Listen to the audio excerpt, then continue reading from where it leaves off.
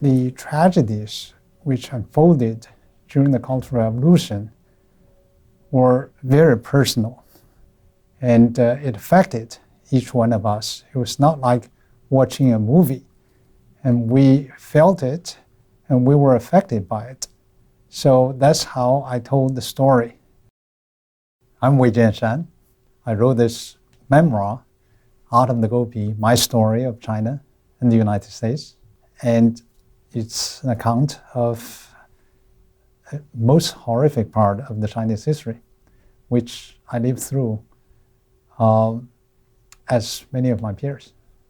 And the worst thing is there was no future. There was no hope of any change. We probably would end up taking root in the Gobi and spending the rest of our lives in the Gobi.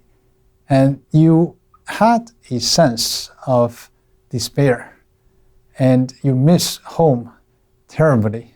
And you wanted to find a way to get out of there, but then you quickly realized that was not possible because your family was also in similar circumstances. And I think that to most people, the toughest part was not the tough life over there.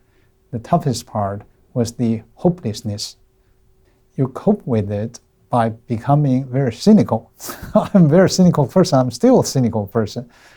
And you know what not to believe. And in fact, you become skeptical about almost everything. And you try to find comfort in each other. And you try to entertain each other and support each other. But in my particular case, I thought that it was important not to let down myself by just giving up. I thought it was important to find a way to educate myself or accumulate knowledge. And that's why I continue to read throughout those years.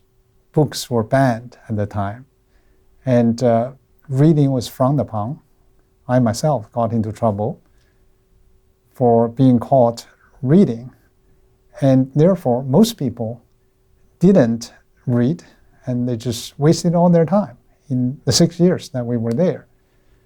I had a rather curious mind, and I also wanted to learn, to educate myself, so I read whatever books I could lay my hands on. My education was extremely random because there was no systematic education, and I read just whatever random book that I find at that particular moment. And if there was a certain event, like a movie that I describe in the book, even though it may be hours away by foot, and the only means of transportation was by foot, then everybody got very excited because the life there every day was extremely boring and extremely tough. So if there was any change at all, people became excited. So we would walk hours to go to see a movie, which today you would find totally uninteresting. But at that time, it was a change, and change was entertaining enough. When I first came to the United States in the 1980s, many people asked me what my first impression was.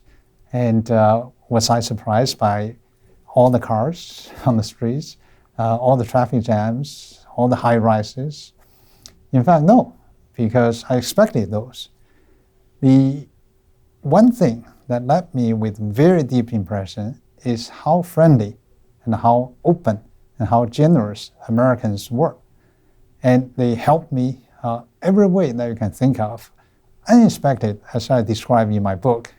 You know, they went out of their way to help this boy fresh off boat from China, from communist China, from Red China. And they really supported me throughout my stay in the United States. That was the most touching.